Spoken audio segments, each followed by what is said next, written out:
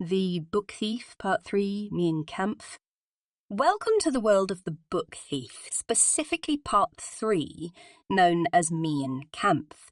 It's crucial to note that the title Me and Kampf means My Struggle in German and is also the title of Adolf Hitler's autobiography, which signifies its significance in this part of the story. Let's take a deep dive into the narrative and see what unfolds. In this section, the story primarily revolves around Liesel Memminger and the Hubermans who reside on Himmel Street. Liesel is a young girl adopted by the Hubermans, Rosa and Hans, who are quite different in temperament. Rosa is stern and often brash, while Hans is gentle and kind.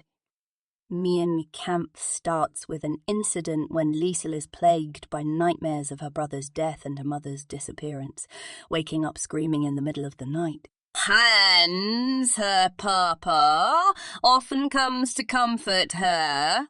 He sits with her, soothes her, and sometimes plays the accordion. During these midnight comforting sessions, Liesel expresses her yearning to read, which inspires Hans to teach her. Meanwhile, Hans receives a request from a friend, Erich Vandenberg's son Max, a Jew in hiding. Max needs a place to hide from the Nazis, and since Erich saved Hans's life during World War I, Hans feels obligated to help Max. Hans feels obligated to help Max. This situation puts the Hubermans in grave danger as they live in Nazi Germany, where harbouring a Jew could mean death, but despite the danger, they decide to hide Max in their basement. Before Max arrives, Liesel's world intertwines with the book Me and Kampf. Hans buys a used copy of this book, which he plans to use as a pass to allow Max to travel to their home safely.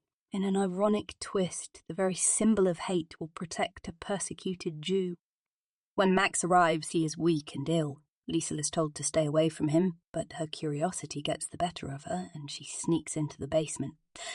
There, she finds Max huddled under a pile of tarpaulin, shivering and emaciated. The sight of Max frightens her initially, but over time she becomes intrigued by him. Max spends most of his days in the basement, hidden away from the world. Liesel starts to spend time with him, and they form a bond over shared experiences and stories. Max also has nightmares like Lucille, and they confide in each other.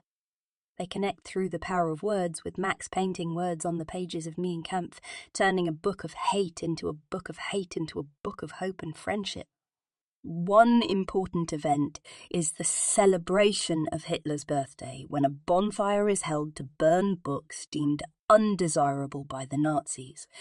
Lucille, who has come to appreciate the power of words, is distraught by this sight. She even risks her safety to save a book from the flames, demonstrating her courage and growing rebellion against the oppressive regime.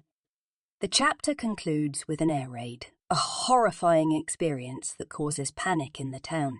Yet, amid the fear and chaos, Liesel finds solace in the words she has learned, becoming a source of comfort for her neighbours by reading aloud during the bombing.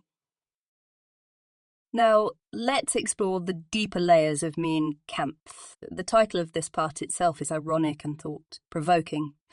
The book Me and Kampf by Adolf Hitler is filled with messages of hate, yet it's being used as a tool of love, compassion, and survival in the narrative. Exploration of the power of words is a key theme.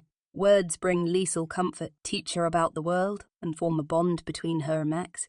They use words to escape their traumatic realities, turning the pages of Me and Kampf into a canvas of dreams and imagination. This transformation underscores the idea that words can create and destroy depending on how they're used. Another significant theme is the human capacity for kindness amid hatred and danger. Despite the inherent risk, the Hubermans decide to hide Max, demonstrating their empathy and courage. Their decision not only challenges the societal norms, but also the political regime they live under. The act of Liesel saving a book from the bonfire symbolises her defiance against the destructive Nazi ideology. The event is a turning point, showcasing her growing understanding of the value of knowledge and her inherent rebellion against ignorance and prejudice. Finally, the shared nightmares of Liesel and Max illuminate their parallel traumas. Both are victims of the prevailing regime, yet they find solace in their shared experiences and companionship. Their bonding signifies the resilience of the human spirit in the face of adversities. In summary, Part 3, Mein Kampf intricately blends the harsh realities of Nazi Germany with the profound complexities of human relationships, power of words, and the indomitable human spirit. It invites you to reflect on the potential of words to create and destroy, and the compelling force of human empathy in the face of systemic hatred.